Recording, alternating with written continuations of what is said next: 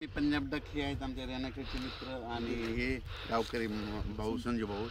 तर आज या आम्ही शेतामधून शेतकऱ्याला अंदाज देणार आहे. तर आम्ही दोनच पिकं घेतो शेतकऱ्याला, सोयाबीन घेतो ना हरभरा. या बाई हरभऱ्याचं रान सगळं रेडी करून ठेवलेलं आहे. म्हणजे आज जर उद्या जरी पाऊस पडला तर आम्ही पेरायलाची तयारी, इतकी तयारी करून ठेवलेली. आणि राज्यातल्या शेतकऱ्याला आता अंदाज देणार आहे, कारण की राज्यात आता शेतकऱ्याचा कांदा काढणी चालू आहे, गहू काढणी चालू आहे, काही जणांचा हरभराचा कडवा देखील आहे, मका देखील उघड्यावर, वीटभट्टीवाले देखील आहेत. म्हणून सगळ्यासाठी खास करून अंदाज देणार आहे.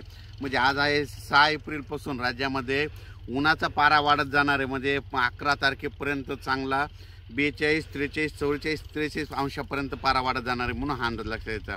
आता राज्यातल्या शेतकऱ्याला सांगू इच्छितो, हळद शिजवायला काय हरकत नाही, त्याच्यानंतर कांदा काढायला हरकत नाही. म्हणजे 11 ते 14 तारखेपर्यंत तुम्ही सगळ्या गोष्टी करून घ्या, कारण की राज्यामध्ये आता ऊन वाढत जाणार आहे. 43 अंशापर्यंत पारा वाढत जाणार आहे. म्हणून हा अंदाज लक्षात द्यायचा. कांद्यावाल्याने कांदा काढायला सुरुवात करायची, हळद शिजवायला सुरुवात करायची, हरभरा काढायचं असं काढून घ्या, गहू काढून घ्या. राज्यात सध्या काही पाऊस येणार नाही. फक्त राज्यामध्ये तुम्हाला एक सांगतो काय झालं, इकडं म्हणजे कर्नाटक आणि इकडं तेलंगणा भागात तिकडं पाऊस पडल्यामुळे काय होईल, आपल्या सीमालगतच्या भागात तिकडलं म्हणजे उदगीर त्या भागाकडं थोडं क्लाउडली म्हणजे ढगाळ वातावरण राहणार आहे. म्हणून हा अंदाज लक्षात यायचा.